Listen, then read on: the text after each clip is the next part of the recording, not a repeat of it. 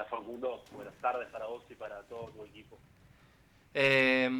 Bueno, hoy temprano ya, ahora estamos charlando un poco de todo, pero habíamos dado como las noticias más de rumbo económico de la jornada y nada, nos interesaba preguntarte primero que nada si coincidís con el rumbo que está tomando ahora Sergio Massa en la economía. A ver, el rumbo, si lo tuviéramos que sintetizar, simplificar en alguna consigna, diríamos, es un sendero de ordenamiento gradual de la macro, de estabilización básica mínima, no a partir de un programa de estabilización puro y duro como se conoce la Claro. disciplina, como está estudiado, sino a partir de la normalización de algunas variables básicas y de volver a poner a la economía argentina, en particular a la macro, en un sendero de mayor sostenibilidad, ¿no? Sobre todo ponerlo en cuadro nuevamente en función al acuerdo con el Fondo Monetario, que es un poco lo que te pavimenta el camino, lo que te genera una hoja de ruta y está validado institucionalmente además porque fue refrendado por el Congreso Nacional en este mismo año. A partir de eso, la verdad es que son, digamos, uno podría hacer una evaluación de criterios mayormente macroeconómicos. Eh, Se volvió a recuperar cierto grado de consistencia en la política de gasto, se encuadró respecto de la meta fiscal que está programada en el acuerdo del Fondo Monetario de 2,5 puntos de déficit fiscal primario para este año, vinculado con eso la meta también monetaria de un punto de financiamiento monetario para este año, y después de la implementación del dólar soja se logró acumular un volumen muy importante de dólares que hace pensar que posiblemente también el cumplimiento de la meta de acumulación de reservas para este año, que también es evaluada por el Fondo Monetario, tiene probabilidades altas de cumplimiento. Dicho todo esto, viste, es un criterio más de evaluación macro, de los números finitos que miramos los economistas.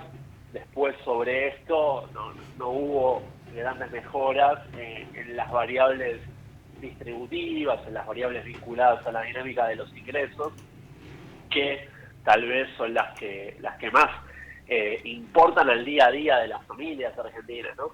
Y sobre eso, la verdad es que me parece que un poco lo que muestra este proceso es que nos deja un aprendizaje sobre la dificultad que tiene un gobierno como para revertir esa situación en el corto plazo solamente a partir de voluntarismo, ¿no? Solamente a partir de, bueno, ponerse una premisa política, ¿no? Tratar de hacerlo a partir de la voluntad de la política y cuando tenés un contexto tan inadecuado en términos de los factores objetivos de la macroeconomía local y del sector externo también, porque todo el mundo está pasando por un momento bastante convulsionado. Así que, bueno, sobre eso todavía en estos casi 3 meses de gestión de Sergio Massa no han habido grandes mejoras.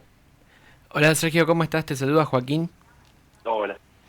Te queríamos preguntar también, ahora con la designación de Kelly Olmos como ministra de Trabajo, ¿qué lineamientos pensás que podría tomar el ministerio teniendo en cuenta la situación económica actual? ¿Qué pensás que debería hacer? Mira, yo soy escéptico de que puedan dar vuelta a la taba en demasía una cartera como el Ministerio de Trabajo, ¿no? Que primero de todo que tienen pocos programas que realmente tienen incidencia en la dinámica empresaria, de oferta y de demanda de trabajo. Eh, sí me parece que, obviamente, la los funcionarios que vos pongas a cargo de esa cartera tienen que de alguna forma traducir cuál es la visión política de una administración respecto de el mundo del trabajo, del mercado de trabajo en particular. Por lo tanto, si vos tenés a un ministro o un secretario como tenía el gobierno de Macri que decía que el proceso de empleo tenía que ser como comer y descomer, recuerdan esa frase paradigmática que la había puesto relieve el secretario Ponte, que era el secretario de Trabajo de Mauricio Macri. Bueno, a ver, si vos tenés una visión ideológica como esa, evidentemente vas a pregonar políticas un poco más de flexibilización, ¿no? Un poco más Claro. aperturistas. En cambio, si tenés un gobierno más con una identidad, más de raigambre popular, uno tendría a pensar que podés tratar de volcar la pulseada entre Claro. trabajadores y empresarios un poquito más para el lado del trabajo. Aún así, recién empieza la gestión de Kelly Holmes. Hoy Ujú. tuvo, hoy a la mañana, una declaración un poco llamativa sobre la dinámica de las paritarias de este año. En particular se refería a la resolución de la paritaria del gremio de camioneros, que es muy representativa, sobre todo por la incidencia que tiene sobre nuestra estructura económica, toda la logística de camiones, pero también por la representatividad política de Pablo y de Hugo Moyano. Ujú. Y bueno, me parece que lo que se desprende un poco de ese tipo de declaraciones es que todavía no parece haber un programa digamos, muy meditado y muy de consenso en el frente de gobierno, en los integrantes del frente de todos, respecto de la política laboral, ¿no? Claro.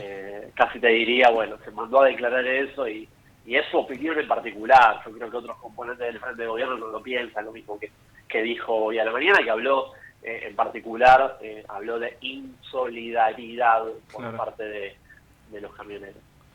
Y también se dio a conocer en esta semana el nuevo piso de ganancias, que también después salieron 20 noticias, creo que leí 20 titulares diciendo quiénes ganaban, quiénes perdían, quiénes ganaban, quiénes perdían. ¿Cómo ves esta medida y quiénes son los que ganan y los que pierden desde tu mirada económica de economista? Mira, es una medida, digamos, puramente técnica. Lo que hace básicamente es actualizar un impuesto que se desnaturaliza un poco cuando vos tenés un entorno inflacionario elevado como el actual. Y bueno, básicamente lo que hace es volver a poner en la dinámica histórica a este impuesto que es tan relevante, ¿no? Para la estructura impositiva argentina representa el tercer volumen de recaudación, solamente después de IVA y de los impuestos al comercio exterior. Con lo cual es un impuesto muy significativo. Lo que pasa es que ganancias para personas humanas había tenido una reforma en el año 2021 que buscaba llevar el impuesto a sus parámetros históricos. Ustedes Claro. saben que históricamente el impuesto tenía aproximadamente un 10% de la masa total de trabajadores en relación de dependencia que tenían algún tipo de retención. Y con el gobierno de Macri eso se había desmadrado un poco, básicamente por las altas actualizaciones, por un lado, pero también como fruto de que, bueno, Macri había prometido eliminarlo. Sí. Ningún trabajador conmigo va a pagar ganancias, lo había Sí. prometido en la campaña electoral de 2015. Y bueno, y después la reforma de 2017 no tuvo nada que ver con eso. Llegó a pagarlo un 20%, o sea, se duplicó la masa de aportantes. Bueno, después de la reforma de 2021, eso volvió a sus parámetros históricos. Lo que pasa es que cuando vos tenés una elevada inflación, al interior del año, actualmente el impuesto tiene un mecanismo de actualización inmediato, automático, no inmediato, que es una vez por año, en los meses de enero. Lo que pasa es que entre enero y enero, si vos tenés una inflación tan alta como la actual, bueno, a lo largo del año ahí te van entrando más trabajadores y después cuando llega el otro enero se te normaliza. Bueno, esto lo que hizo fue una normalización previa, producto de la elevada inflación. ¿Qué gana y quién pierde? Bueno, estamos hablando igualmente de la crema, si querés, del universo Claro. de trabajadores y trabajadores, ¿no? Estamos hablando de cifras arriba de 330.000 pesos, y bueno, obviamente a uno le gustaría que más cantidad de personas ganen eso, pero dentro del universo de los registrados son pocos los que ganan eso. Ni que hablar de todos los informales, ¿no? O todas las personas que están contratadas bajo un régimen de prestación de servicios, por ejemplo el monotributo, que ya tiene casi 2 millones de personas, ¿no? Entonces, para ese segmento ni que hablar. Son trabajadores, uno diría, de segunda clase por el régimen que tenemos en Argentina, que lamentablemente cada vez tiende más a la precarización. Hola Sergio, ya para cerrar y para descontracturar un poquito más, te queríamos preguntar qué conclusiones haces vos del Día de la Lealtad y de las celebraciones que se llevaron en torno al mismo.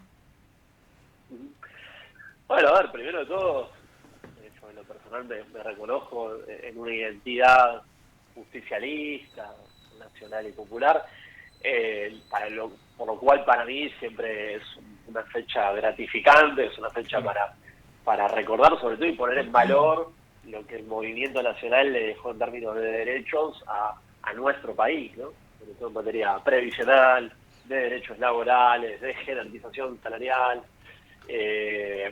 y de lo simbólico, ¿no? La dimensión simbólica de lo que representa, sigue representando, habiendo pasado tantas décadas, el peronismo en particular en Argentina. Después hay una dimensión más de carácter de la minucia política. Uno puede debatir, bueno, a qué responde este grado de fragmentación que está teniendo el movimiento nacional en diferentes facciones, en diferentes componentes, producto de la falta de un liderazgo que sea totalizante.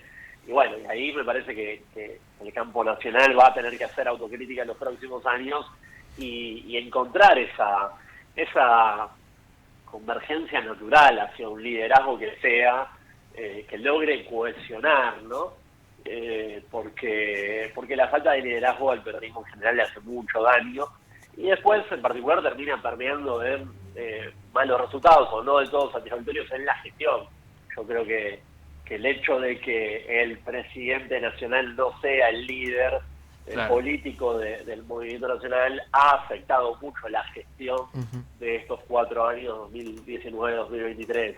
Entonces, entender, digamos, después, con otra perspectiva, hacia adelante poder discutir y poder recapacitar sobre lo que fue este proceso, el daño que le hizo al peronismo, digamos, no tener un liderazgo que esté validado, legitimado y que cohesione.